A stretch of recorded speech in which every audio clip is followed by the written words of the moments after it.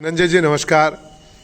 आप आज आपकी धरोहर कह सकते हैं जहां आपका बचपन बीता, ये मंदिर जो सबसे पहले आपने दादी के माध्यम से इस मंदिर में आपका भी आना हुआ होगा।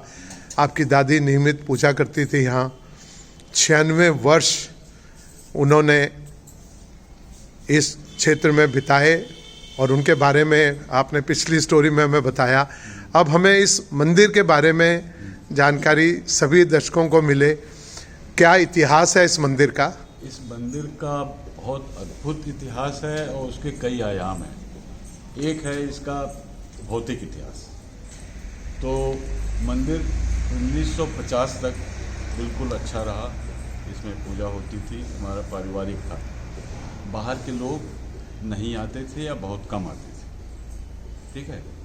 उसके बाद 1951 में बहुत ज़बरदस्त बड़ी बाढ़ आई और उस बाढ़ का कारण प्रकृति नहीं थी, बाढ़ लाया गया था।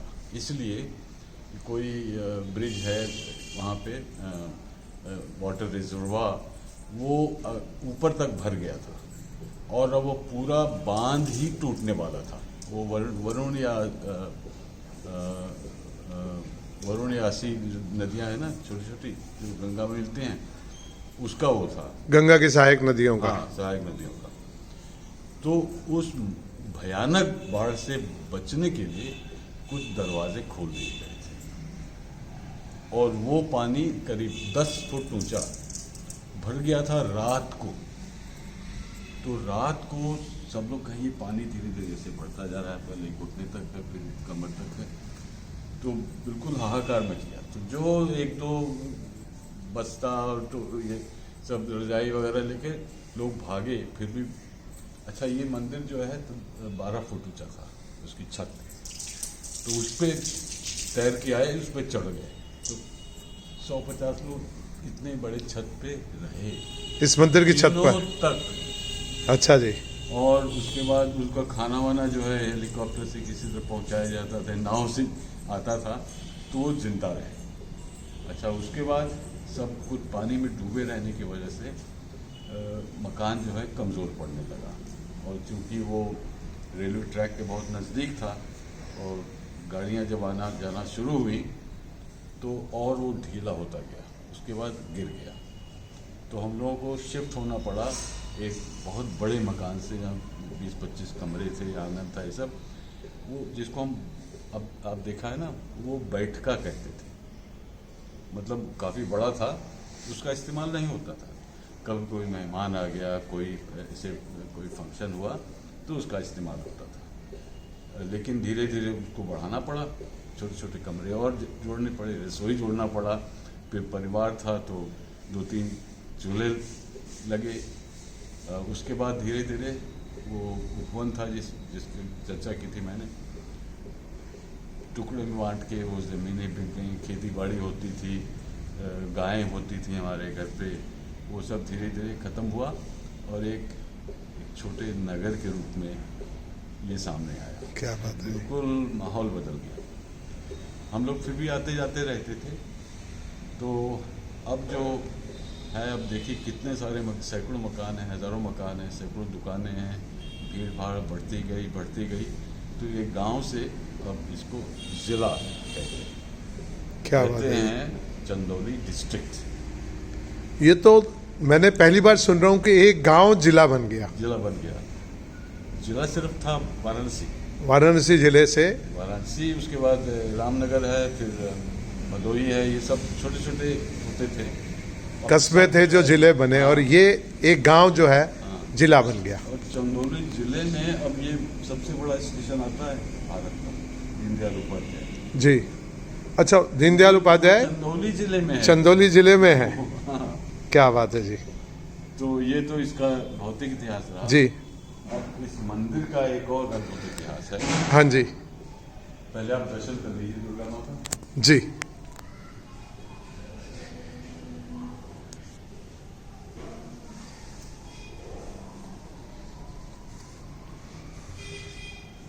ये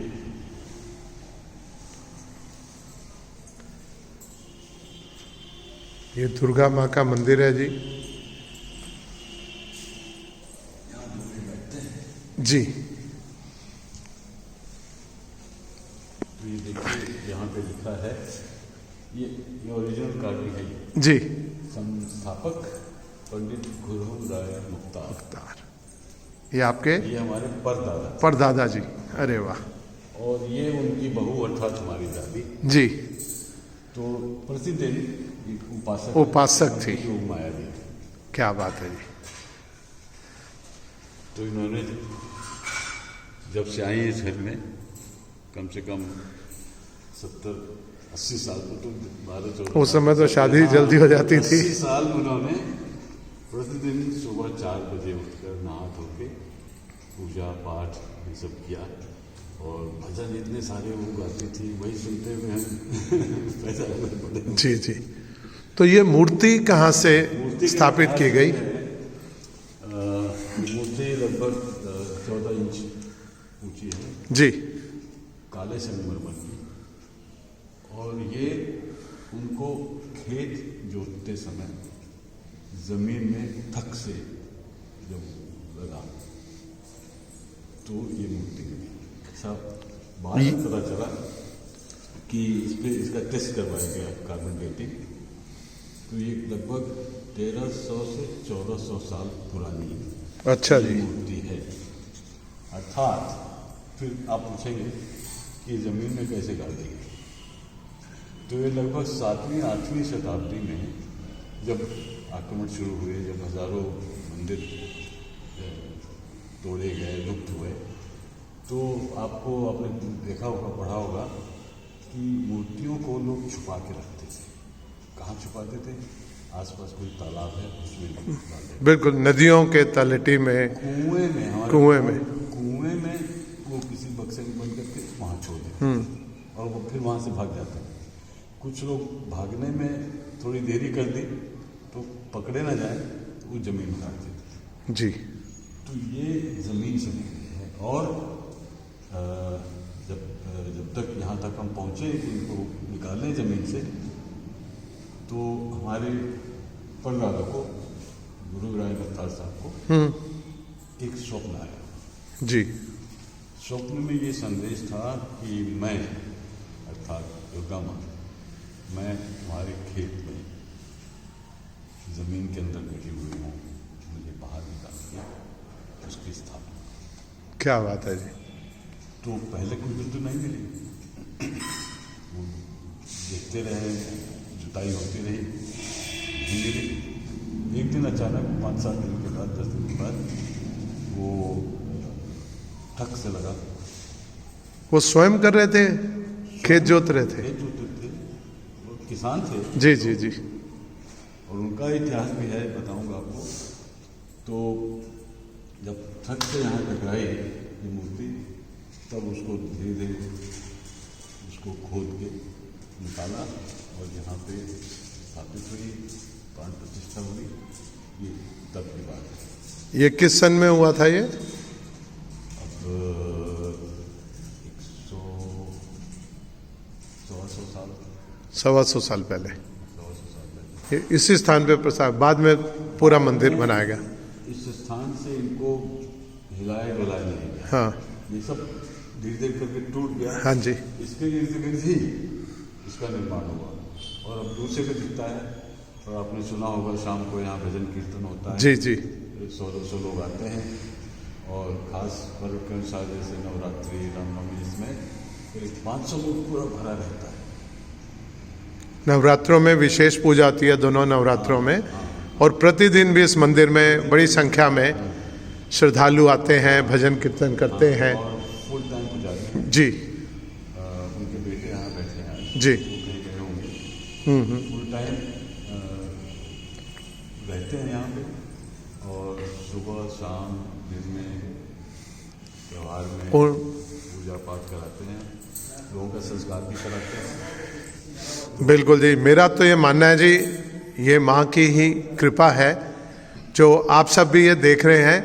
एक गांव से जिला बनना, वो कुछ ना कुछ तो होता है जिस वजह से इस नाम को, इसके आसपास भी तो और बहुत सारे गांव होंगे, उन सब को छोड़कर इस गांव को पहले जिला बनाएंगे। जिला से पहले अपना पोस्ट ऑफिस था पोस्ट ऑफिस और उसके बाद तहसील और उसके बाद जिला, इतना सब कुछ बना। तो ये जब तक देवी कृपा नहीं होती तो इस तरह से नहीं हो सकता। और यह बड़े गर्व की बात है कि मेरे चैनल के द्वारा आपको इस दिव्य मूर्ति के जो इतनी प्राचीन है उसके दर्शन हो रहे हैं। और धनंजय जी और उनके परिवार ने 125 साल से इसको किस तरह से संजो के रखा, मंदिर को, मूर्ति को, ताकि आने वाली पीढ़ियां भी ये जो है इससे अपना आशीर्वाद प्राप्त कर सके। ये देखिए पूरा मंदिर यहाँ, वो भी देखेंगे। ये जो अभी जो वस्त्र से ढके हैं जी, उनके चेहरे पे जरा क्लोजअप करके देखिए, इनकी आंखें जी, लगता है आपको देख रही, आंखों में देखिए और क्लोजअप। हाँ ये देखिए, आंख दिख रही है ना इसकी? ये देखिए जी, बिल्कुल जीवंत है। बहुत बढ़िया है, जय हो।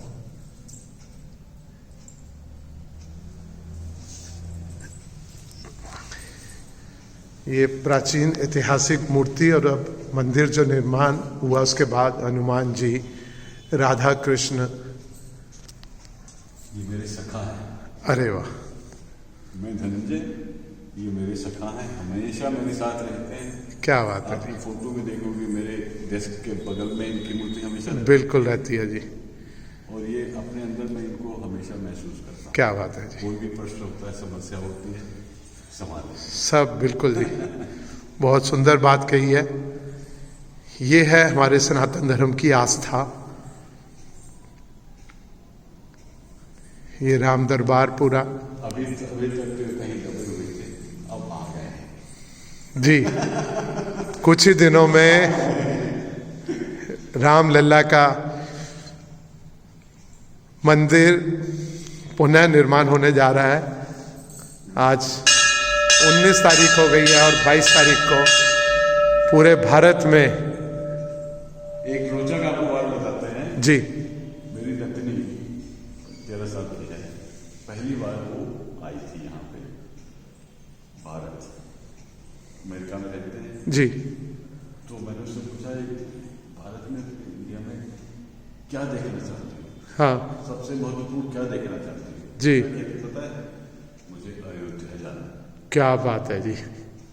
नहीं जा पाए हाँ। क्योंकि थोड़ा दूर था, समय नहीं था। हमने कहा अगली बार तो मैं ले आएंगे।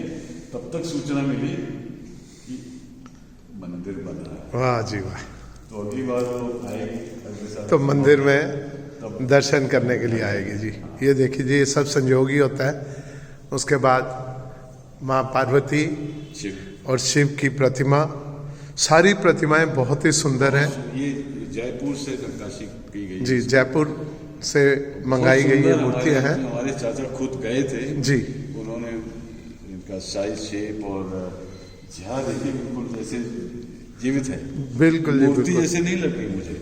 जीवंत मूर्तियां हैं यहाँ, बिल्कुल ठीक बात है। हाँ हाँ बिल्कुल जी, बिल्कुल। ये अक्सर मूर्ति जो बनाते हैं ना, उसमें इस मतलब मेल फीमेल को एक जैसी चेहरा बना देते इसमें हैं। अलग। यहाँ देखिए बिल्कुल दोनों के चेहरों में फर्क नजर आता है। जय हो।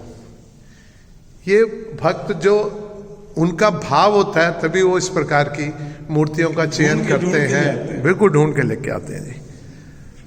और गणपति,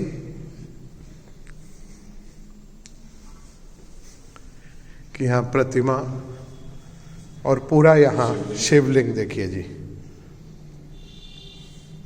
नंदी, शिवलिंग, कार्तिकेय,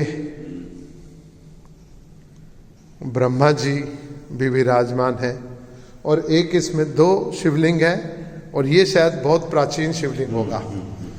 ये भी आप देख सकते हैं, ये अलग पत्थर का, हाँ। और ये तो नया शिवलिंग, हाँ हाँ पुराना है, लेकिन उसके मुकाबले प्राचीन है। वो जब मंदिर का निर्माण हुआ था उस समय ये शिवलिंग था। तो इसी प्रकार से मैं आपको भारत में जहां भी मेरा जाना होता है, और यहाँ तो मुझे धनंजय जी ने स्पेशली बुलाया कि आपको हमारे गांव आना है, ये कम से कम 4-5 महीने पहले तय हो गया था। दुर्गा जी ने हमें कहा जी, मैंने वो संदेश आप तक पहुंचा। क्या बात है जी। और मेरे माध्यम से मैं चाहता हूं कि विश्व के प्रत्येक सनातनी को ये खबर मिले और यहाँ आकर वो दर्शन करें। और उन सबको हमारी तरफ से बहुत बहुत बधाई और बहुत बहुत नमन। क्या बात है जी। चलिए जी, आप मेरे चैनल निर्मल रतनलाल वैद के साथ जुड़े रहें, और इसी प्रकार से मैं अपने आप को भाग्यशाली समझता हूँ कि मेरे द्वारा अगर हम अच्छे अच्छे मंदिर, प्राचीन मंदिर, ऐसी सचमुच में अद्भुत, यहाँ बैठने का बहुत ही अच्छा लगता है बैठकर। जय हो जी, जय माता की। आप सब स्वस्थ रहें, प्रसन्न रहें, इसी प्रकार से आप मेरे साथ जुड़े रहें। और आपके पड़ोस में भी कोई इस तरह का मंदिर हो आसपास, प्राचीन मंदिर, उसके बारे में मुझे लिखें, मैं उसको भी आकर सभी को दिखाने का प्रयास करूँगा। धन्यवाद। जय माता की, जय हिंद, जय भारत।